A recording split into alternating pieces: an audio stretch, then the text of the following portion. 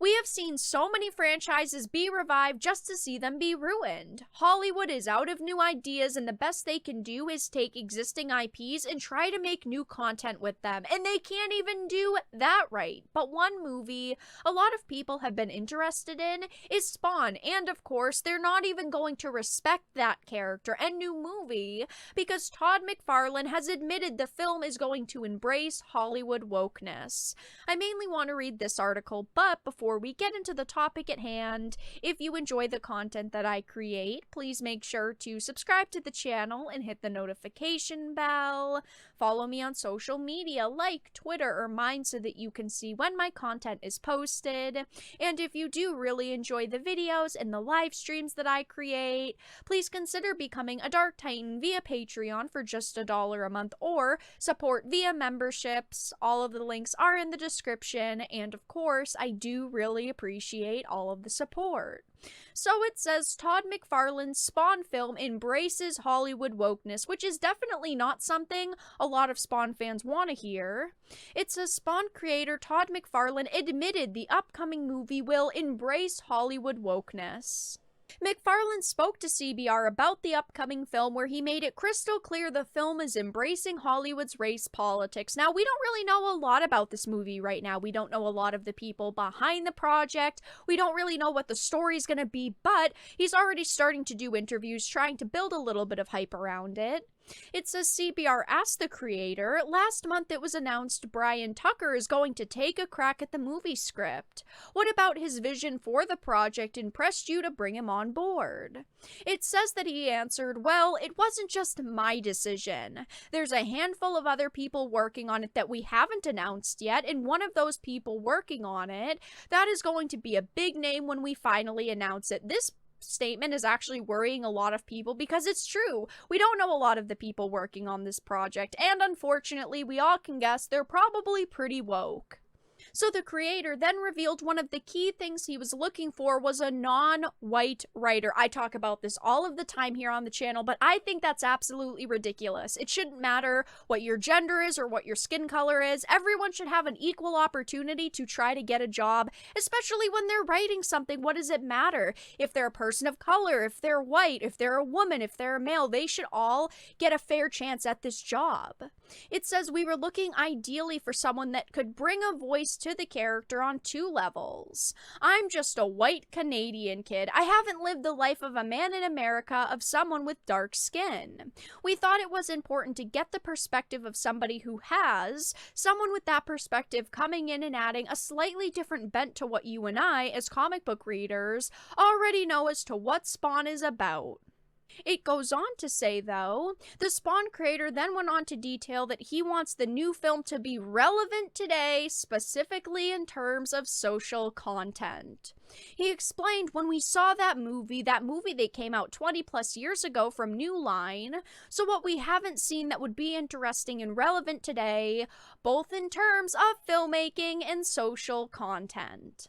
So of course, as you can see, they want to make this socially relevant today, but is that what makes a good story? Is that what makes Spawn fans buy tickets to see movies or go out to buy a comic book? Timelessness is what makes stories good. Something that can span generations is why people become lifelong fans of franchises. Not telling us about one political or historical point in time, that doesn't seem like something a lot of people want to watch in a comic book movie. We want to see out of these world stories, over-the-top characters, drama.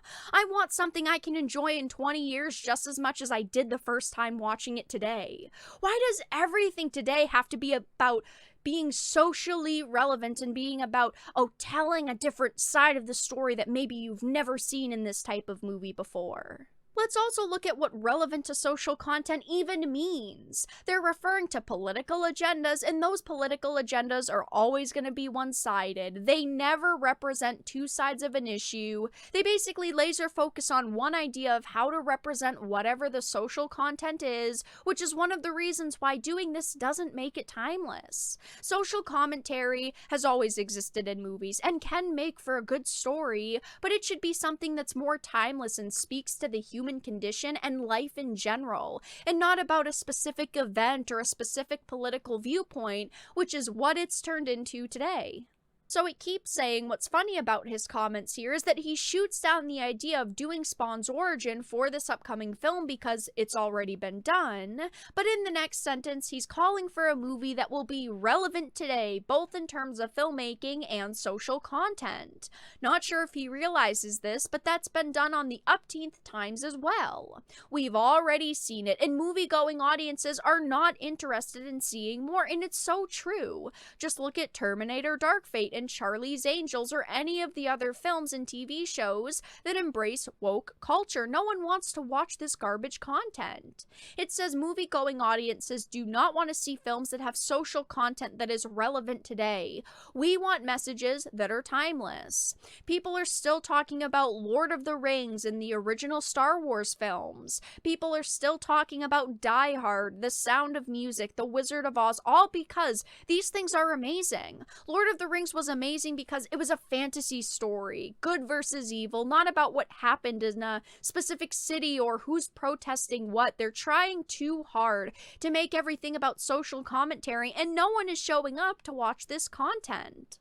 It continues to say his comments come as an Image Comics announced the recently released Gunslinger Spawn #1 became the biggest launch of the new superhero monthly title in the comic industry in the past 25 years, with the first printing of 393,000 copies. Image specifically noted that the first issue sales of Gunslinger Spawn beat Marvel's Spider-Gwen that launched in 2015. His best-selling comic is about representing a character from the Old West. It literally proves people want stories about fantasy instead of being preached to or just being told a lesson. We want cool characters and cool settings and good entertainment. It is right in front of his own face, and he doesn't even see it. So the article also gives a description of Gunslinger Spawn, which actually sounds kind of cool. It says, introducing the launch of the second new monthly title spinning out of the Spawn universe, with one of the most popular characters in the Spawn mythology. This book contains 3 separate Gunslinger stories, each taking a look at his journey through time, from the wild, wild west to the 21st century. Will his 200-year-old past come back to haunt him as he navigates the strange world of 2021? Get ready for the past and present to collide in this new ongoing title. And this actually sounds pretty interesting, at least in my opinion. This doesn't sound like a bad story at all, and the art also looks really, really cool. I know a lot of people have been really hopeful for this movie. We've been looking for more information about it. We're looking for casting, for writing, for hints, for teasers. But unfortunately, when you've got a creator coming forward admitting that the movie is going to embrace Hollywood wokeness, it definitely worries a lot of people. But that's all that I really had to discuss in this video. Let everyone know your thoughts in the comment section down below. If you enjoyed it, please make sure to give it a like, share it, and subscribe to the channel. And of course, if you didn't, make sure to give it a dislike. I appreciate your support either way. But I will talk to you all again in the next video really soon.